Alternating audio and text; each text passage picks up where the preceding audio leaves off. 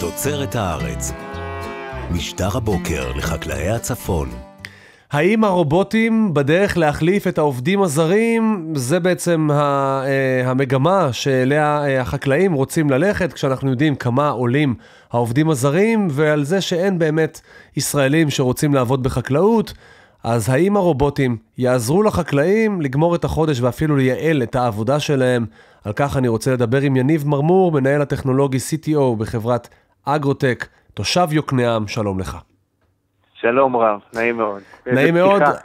כן, אתה יודע, בסופו של דבר אנחנו מדברים לא מעט עם חקלאים, לא מעט עם התאחדות החקלאים בארץ, וכולם מזהים את הבעיה של העובדים הזרים שעולים הרבה מאוד כסף לחקלאי. הכל בעצם החקלאי מוציא מכיסו, אין הרבה עזרה לחקלאי בארץ. אנחנו יודעים מה מחירי המים, והחקלאי רוצה לחסוך כדי באמת למכור את התוצרת הטובה שלו במחיר סביר שתתחרה עם המחיר של התוצרת מחול.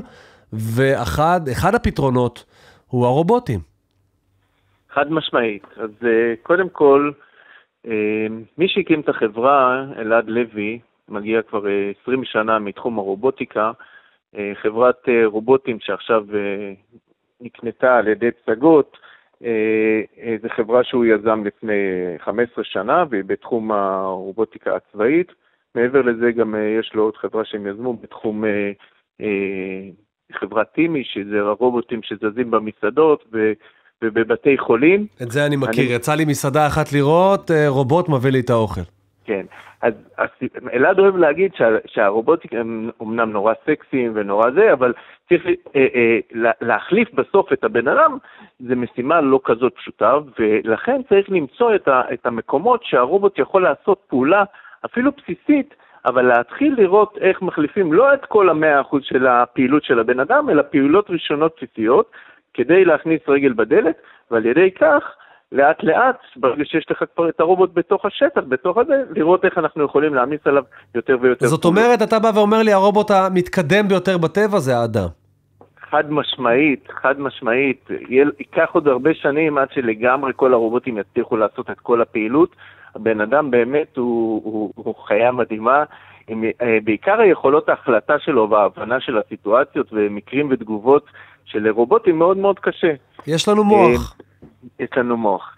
אני רוצה רגע לספר לך על ההזדמנות שקורית כיום, ואנחנו מאמינים שהולכת לעשות מהפכה אמיתית בכל הנושא של החקלאות, בעיקר בנושא של high value crops. high value crops זה בדיוק מה שדיברת, זה יותר המטעים וקרמי מאכל ודברים שדורשים עבודה של בני אדם בקטיף ובגיזום ובדברים כאלה, פחות השדות. אגב, שעבודה יותר מכנית, נכון? עבודה שיודעים שאחרי קטיף צריך לעשות גיזום, ואחרי גיזום צריך ריסוס, ואחרי ריסוס צריך, זאת אומרת, דברים שחוזרים על עצמם ואפשר לצפות אותם.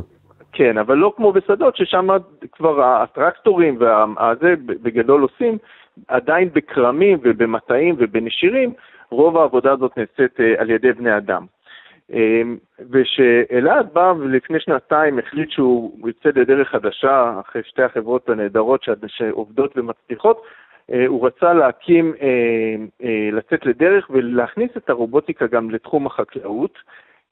במקרה הוא נפגש עם מנשה שלום, שהוא מנכ"ל תאגיד צמח מפעלים, שצמח מפעלים יחד עם קק"ל ויחד עם המכללה, יש להם חזון של הקמת אקוסיסטם פה באזור בעמק הירדן, להביא טכנולוגיות פנימה, לראות איך מקדמים, ויחד איתם הם גם פתחו את KIC, שזה החממה הטכנולוגית, החממה החדשנות יחד עם קק"ל, בניסיון לראות איך אנחנו מביאים לפה עוד חברות, והם בונים פה באמת עכשיו את כמה בניינים עם מעבדות מאוד מתקדמות. רק אני חייב לפתוח סוגריים ולהגיד שחלק מהרובוטים שאלעד ובכלל מוביל זה בתחום הצבאי, ואני נחשפתי להם כמובן מהיחידה שלי יעלום, שמשתמשת הרבה ברובוטים, ואנחנו יודעים עד כמה הרובוטים והטכנולוגיה נכנסים לצה"ל ומסייעים לנו בעצם להחליף את האדם שם בשל הסכנה הגדולה שיש לאדם ולחיילים. סגור סוגריים. כן, נכון מאוד. אני גם אחרי 100 ימי מילואים ברפיח ועזה, בניוד יעלום, אז אני גם נחשפתי אליהם גם שמה, ומכיר אותם גם עוד מלפני. לגמרי, זאת אומרת, אבל גם שמה עדיין הם לא מחליפים לגמרי, הם יודעים לעשות חלק מהפעולות, בחלק מהפעולות עדיין החיילים שלנו כמובן צריכים לעשות לצערנו. סגור סוגריים על הסוגריים שלך. אז איפה היינו? היינו רק בנושא של הוא נפגש עם מנש, והחליטו ביחד לראות איך פותחים חברת רובוטיקה שעוזרת לחקלאות. יש הרבה מאוד חברות רובוטיקה, והיה להם את הפריבילגיה לשאול את עצמם, למה אין רובוטיקה בעצם בחקלאות? למה יש את זה במפעלים, ולמה יש את זה בבתי חולים, ולמה יש את זה בהרבה מאוד מקומות, אבל מה הסיבה שבחקלאות? וחקרנו את זה לעומק, וקיבלנו הרבה מאוד סיבות. אני יכול לנחש על סיבה אחת מבלי לקרוא את המחקר, אבל אתה יודע, כי יש הרבה שינויים, ויש הרבה משתנים בסיפור הזה של חקלאות. יכול להיות לך ברד, ויכול להיות לך חמסין, ויכול להיות לך כל כך הרבה בעיות שלא ציפית אותם, ובמפעל פס ייצור של חטיפי במבה, אתה פחות או יותר יודע מה המכונה שלך תעשה, ואתה גם שולט בהרבה מאוד דברים. תשמע, אז קודם כל חבל שלא ישר באנו אליך, והיינו חוסכים לעצמנו חצי שנה של מחקר והבנה, כי זה באמת, שמענו המון תשובות, זאת אומרת, אבל לקחת את זה וישר פירקת את זה לנקודות הכואבות באמת. אבל שמענו שהחקלאים לא מספיק טכנולוגיים, ושמענו שהרובוט נתקע, ושמענו שהוא לא מספיק אמין, ושהוא מזהה פתאום שהוא בא לנווט בשטח, ושהוא נתקע כי הוא חושב שהעצב זה ברזל, אז הוא נעצר והוא לא יודע מה לעשות, ואם יש בוץ וגשם אז הוא מתקלקל. ואם אנחנו רגע מנסים לראות את כל התשובות האלה, ולהגיד מה המכנה הנמוך ביותר, המכנה המשותף הנמוך ביותר לדברים האלה, זה בעצם שהשטח הוא wild area, כמו שאמרת, אין לו תשתית, הוא משתנה מרגע לרגע, הוא משתנה משדה לשדה, או מכרם לכרם, וחקלאים, כן, גם הם, אין להם סבלנות. עכשיו אם הם באמצע יום קטיף והרובוט נתקע להם, יאללה, אחרי פעמיים שהוא נתקע, זורקים אותו למחסן, וכבר אין להם את היכולת הזאת ואת הפריבילגיה הזאת להיות מספיק סבלנים לדבר הזה. אז זה שני הדברים, זה כל הדברים ביחד. ואז נחשפנו לחיה חדשה, שהחיה הזאת, איפה אני אספר עליה, היא בעצם מאמינים שהיא תעשה את השינוי, וממש את המהפכה הטכנולוגית החדשה בחקלאות. מתי יש מהפכות? מתי שמגמות גלובליות נפגשות. ולא רק שהן צריכות להיפגש, אלא שחיסרון של אחד הוא יתרון של השני, ועל ידי זה הן מצליחות שכלל המרכיבים... להשלים אחת השנייה. להשלים ולייצר איזשהו שלם יותר גדול מסך חלקיו, למרות שכמהנדס קשה לי להגיד את המשפט הזה, זה לא פיזיקלי, אבל זה קורה. ובדרך כלל מה שעוד נדרש זה איזה טלפול כזה של טכנולוגיה חדשה, בסדר? שתיתן לה, תהיה האנבלר הזה לקרות. וזה מה שקורה עכשיו. מה שקרה עכשיו זה מגמה של food security, בסדר? שזה החקלאות צריכה על אותו כמות של שטח לגדל יותר ויותר, אבל מה? יש בעיה של ידיים עובדות. תשמע, נתונים משוגעים, אני הייתי באיטליה עכשיו, אמרו לי, אתה יודע מה הגיל הממוצע של חקלאי באיטליה? 60 פלוס, אני מעריך. 65. ובאירופה זה קצת פחות, ובישראל זה גם לא מאוד טוב. זה נתון הזוי. אין חקלאים, אין את הדור הבא של החקלאים. כי בחקלאות קשה מאוד להרוויח. אגב, קשה מאוד, אתה יודע, להרוויח מאוד. כשאתה מתחרה במדינות כאלו שמשלמות גרושים לפועלים שלהם. נכון. והן לא משלמות על מים, והן לא משלמות על ריסוסים, הן לא משלמות על רגולציה, והפרי שלהם פשוט נמכר בזיל הזול. נכון, אז זה בדיוק, זאת אומרת, זה לא רק שהחקלאות, אתה אומר, אם אני אשלם, אין עובדים, יש בעיה של עובדים, זאת אומרת, זה גם יקר וגם אין עובדים, בטח עובדים מקצוענים, זה בעיה גם בארץ, אבל באירופה ובכל העולם. אז זה הבעיה של החקלאות, מצד שני, אתה רוצה יותר אוכל, כי האוכלוסייה גדלה, ופה יש איזושהי בעייתיות. האנרגיה, ההתחממות הגלובלית, בסדר? כולם מדברים קיימות, וזה רוצים יותר אנרגיה ירוקה, הפאנלים הסולריים הם המנצח הגדול של קצירת השמש, יותר מרוח, יותר זה הטכנולוגיה שהכי מצליחה כיום. החיסרון של הפאנלים הסולריים זה שכבר 20 שנה, אף אחד לא יודע, אבל האפקטיביות שלהם בקצירת השמש זה בסך הכל 20%. זאת אומרת, מקצח כל כמות האנרגיה שנופלת על שטח מסוים, רק 20% ממנו הפאנל הסולרי מצליח להעביר לחשמל, וזה כבר 20 שנה, יש פה איזו תיקת זכוכית של החומר, לא ניכנס לדיטלס, אבל זה משהו שלא כל כך מהר אפשר לשנות. מה שזה אומר, זה אומר שפאנל סולרי הוא מצוין, מבחינת התקנה זולה, מבחינת ייצור זול, אבל צריך הגירה וצריך ניצול. אבל הוא צורך המון שטח, המון שטח. עכשיו, שטח בכדור הארץ הקטן שלנו זה משאב בחוסר. מה יש לנו? יש לנו או ים גדול, או אוקיינוסים, שם זה סביבה מאוד עוינת, בטח לפאנלים סולריים וקשה להם, או שיש לנו את הריאות הירוקות, אבל זה בדיוק מגמה הפוכה. מה, ניתן עכשיו יער, נכרות יער בשביל לשים פאנלים סולריים, חס וחלילה. יש את הבנוי ששם התחלנו, דו שימוש על הבנוי, אבל בשביל לעמוד ביעדים של 2030, 2050, צריך עוד הרבה יותר שטחים. ומאיפה מביאים שטחים? יש אוקיינוס של חקלאות. החשש מהסיפור הזה זה שהפאנל, הם שניהם צריכים את השמש, ומשרד החקלאות והרגולטורים מפחדים שלמטה החקלאות לא תצמח אותו דבר, החקלאות גם ככה קשה לה, אם עכשיו נוריד לה טיפה את היבול, את כמות היבול, בגלל שניתן את חלק מהשמש לפאנלים, החשש הוא שהיא לא תהיה מספיק רווחית להחזיק מעמד, ואז החקלאים בעצם חקלאי יגדל פחות יבול בשילוב הזה של סולרי וחקלאות. זה החשש, זה שאנחנו פעם ראשונה ששמענו את זה, אמרנו רגע, אתם פספסים בענק, יש פה פספוס ענק, זה לא כי מה קורה? בונים קונסטרוקציה נהדרת לשים את הפאנלים בגובה 4-5 מטר, זה קונסטרוקציה, מביאים חשמל לשטח, רגע, אתה זוכר מה אמרנו, למה אין רובוטיקה? אין תשתית, אבל בונים תשתית. אז אם עכשיו בונים תשתית ולא בשביל הפאנלים, מאוד מאוד יקרה ומאוד מאוד איכותית, קונסטרוקציה, זה ההזדמנות להצליח סוף סוף להכניס רובוטיקה לתוך השטח, לקחת כמו שיש בחממות, כמו שיש במפעלים, בעצם להפוך את השטח למפעל. וזה מה שהחברה שלנו באה עושה, ויש לנו כבר שדה הדגמה פה בצמח, כולם מוזמנים גם לראות כמובן, שבעצם למעלה יש פאנלים סולריים, למטה יש ענבים או כל גידול אחר, ובאמצע נוסע העגורן על גבי אותו תשתית, על גבי מסילות, ככה שהוא לא צריך לנווט, הוא לא צריך לדעת, זה פשוט מסילות, זה אותו ברזל שבמילא הקונסטרוקציה הייתה צריכה בשביל לבנות את עצמה, השתמשנו באותו ברזל בשביל מסילות, אז אין אפילו תוספת עלות. אבל אתה יודע, אנחנו יודעים אבל שבסופו של דבר לגידולים גם יש רצון טבעי לגבוה, נכון? צריך לשמור שהם לא חוצים את הגבולות של הקונסטרוקציה.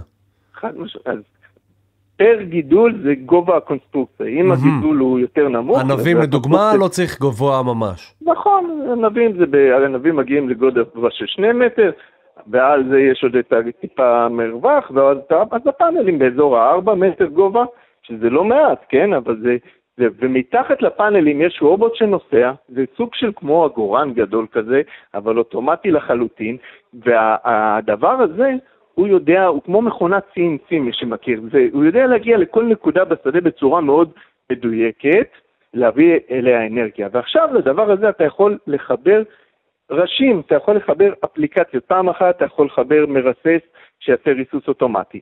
פעם אחת אתה יכול לחבר את המכונת שטיפה שבכלל תטפל בפאנלים למעלה ותעשה את השטיפה של הפאנלים שאין כל כך פתרון לשטוף אותם בגובה הזה.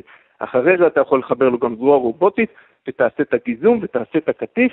אתה יכול לעשות שהוא יעשה את הדליברי. עכשיו אנחנו לא עושים הכל לבד. היופי בזה זה שיש פה מקום לכולם ואנחנו עם הסכמים של דיזיין פרטנר עם הרבה מאוד חברות.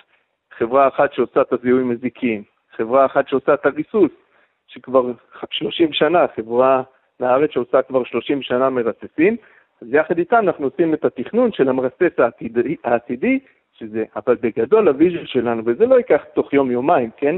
אבל הוויז'ן שלנו זה שכל הדבר הזה